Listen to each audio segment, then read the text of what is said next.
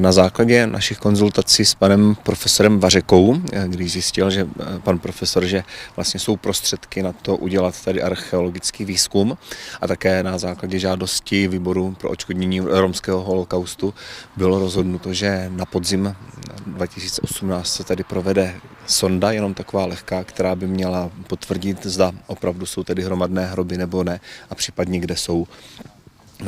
Pan profesor Vařeka o tom rozhodl asi 14 dnů předem. Bylo domluveno, že vlastně ta sonda proběhne a vlastně během podle výsledku, podle toho, co se najde, tak budou oslovení pozůstalí, kteří by se mohli přijít podívat na místo a zjistit, co se tady na tomto místě vlastně všechno dělo.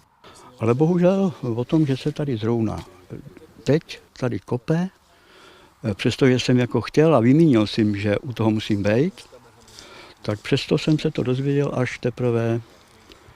prakticky až teprve v pátek odpoledne. Jo, že tady už se kope. Takže já už fakt nevím, jako, co před náma kdo tají. A já se můžu domýšlet, protože tu historii tady toho místa znám dobře. A vůbec ten celý průběh toho, jak se k nám tady chovali, tato společnost. A já už pochybuju. Vzhledem k tomu, že tam bylo jakoby dlouhodobé, že ten výzkum byl naplánovaný, ale panovalo jakoby embargo i proto, aby vlastně ten výzkum mohl proběhnout za účastí jakoby jenom těch archeologů, aby o tom nikdo nevěděl, tak byla právě snaha vůbec se o tom nemluvit. My jsme taky vůbec nevěděli, jak to proběhne, jestli proběhne a chtěli jsme právě, aby pana Růžičku informoval hlavně pan docent Vařeka ve chvíli, kdy už ty výsledky bude mít. Bylo to i jeho přání, abychom ani my se tady neobjevili, nikdo o tom nevěděl, aby ten výzkum proběhl až potom, že to zveřejníme a počítali jsme s tím, že pan Růžička tady rozhodně bude a bylo domluveno, že pokud by se nějaké ostatky našly, tak okamžitě by se dávalo panu Růžičkovi vědět. To je to, co nás jako okamžitě zaujalo, že v loňském roce jsme v jednom z těch baráků, kde byly umístěny ženy a dívky, našli knoflíček modré barvy, který měl úplně identický motiv. Jo, úplně stejný, taková srdíčka a kvítky. No. Jo, takže tam to bylo v modré barvě, tady to máme hnědé a žluté, ale úplně identický motiv. Byl předpoklad, že najdeme nějaké lidské ostatky, že najdeme hromadné hroby.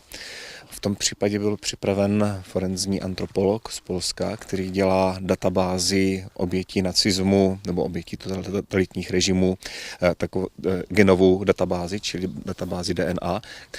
Protože se ale zatím žádné hroby, žádné ostatky tady nenašly, tak budeme muset s tímto výzkumem potom pokračovat až někdy v příštím roce. Uvidíme podle situace, jestli dáme nejdřív přednost výzkumu na místě bývalého vepříra nebo tady na Pětním místě. To bude ještě záležitostí dalších jednání.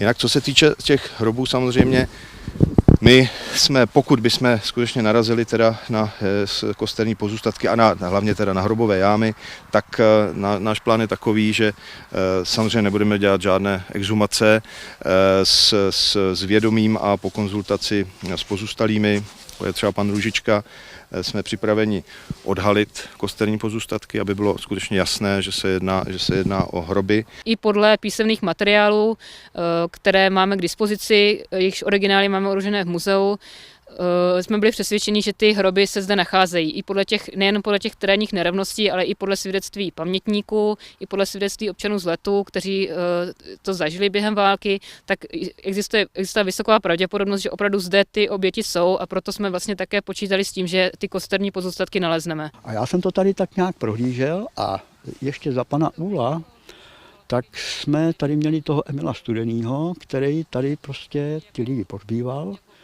a u těch pohřbů byl a tady si tak trošku pamatoval, ale s odstupem času, že jo, taky nevěděl všechno. A my jsme byli tam, zaměřovali jsme jako ten bývalý tábor, jsme určovali a on se takhle podíval po tom plotu, po té zadní části toho plotu, toho tábora, jako toho prasečáku a říká, no ale Čendo, tam to být nemůže, jako tady. Tam to nemůže být. To musí být někde vejš.